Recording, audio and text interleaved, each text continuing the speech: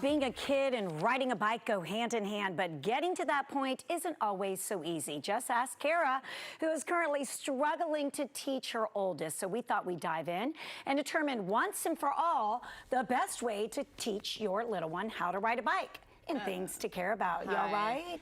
This care about is totally self-serving. It's a cry for help because I'm at a crossroads, literally, and I need some help. I thought you just like push them and okay, you know, listen, right? You just like, there you go, wheels are off, training wheels, and have at it. I have a lot of mom guilt with it because I have an 8 and a 5. He's almost 9 and he doesn't know how to ride a bike, and we live on a very kid-driven street. Like, there's lots of kids on bikes. Right. And he doesn't seem too concerned about it, but I'm concerned about it. Well, we're gonna dive in then. Okay, we found 3 main methods for teaching your kid how to ride a bike. We wanted to share them with you because this needed to be about some substance, and producer Michelle wanted to make sure somebody had a takeaway instead of me just complaining about how I don't know how to teach my kid how to ride a bike. Michelle's like, how about we teach the people something?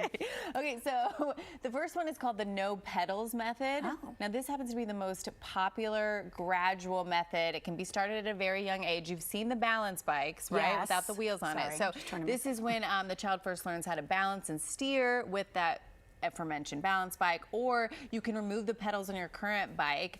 Then you add pedals to the bike to learn pedaling and braking again. All right? So how do you do it? Well, you can remove your pedals. You can buy the balance bike. Here, look at this little tyke. Look at that! Just like that. Just like that. That's not been my experience. But you also, so there's lots that go into it. Like, we had the Allen wrench when we were out there because we had to lower the seat. So if you're doing this method, make sure you lower the seat so the feet can be planted on the ground.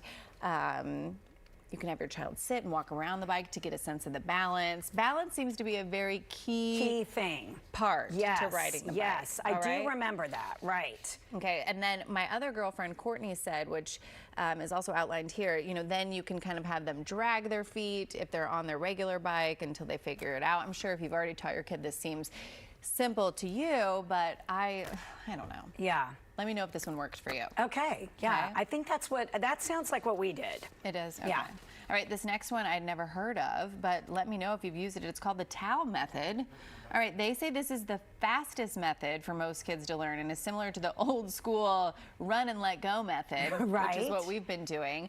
But it has a little added layer of safety. So as you can see, the gentleman there is taking the towel, the blanket rather, he's wrapping it around his child as a harness, and then he will hold his kid up as they learn to balance, pedal, turn, and brake. Okay.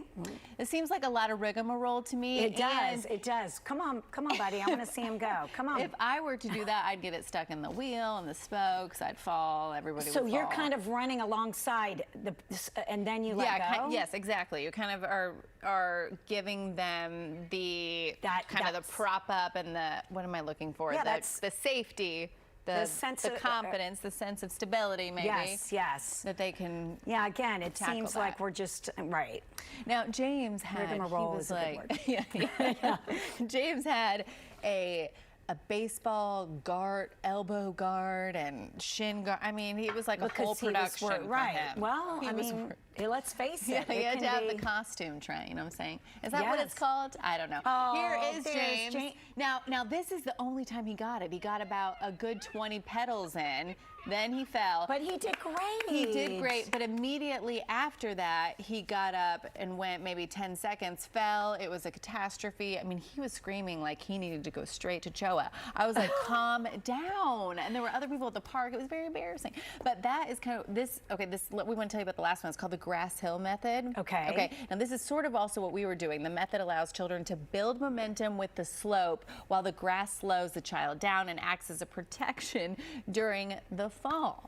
Now this I like. This is a great idea. So you want to find a there we slope, go. with like a low grade, so they can kind of do the first thing we talked about, where they balance and put their feet down, and then also you can kind of use your feet flat against the ground. You want to start, maybe closer to the bottom of the hill, and then progressively move your child up so they can get the hang of it. That seems to make sense.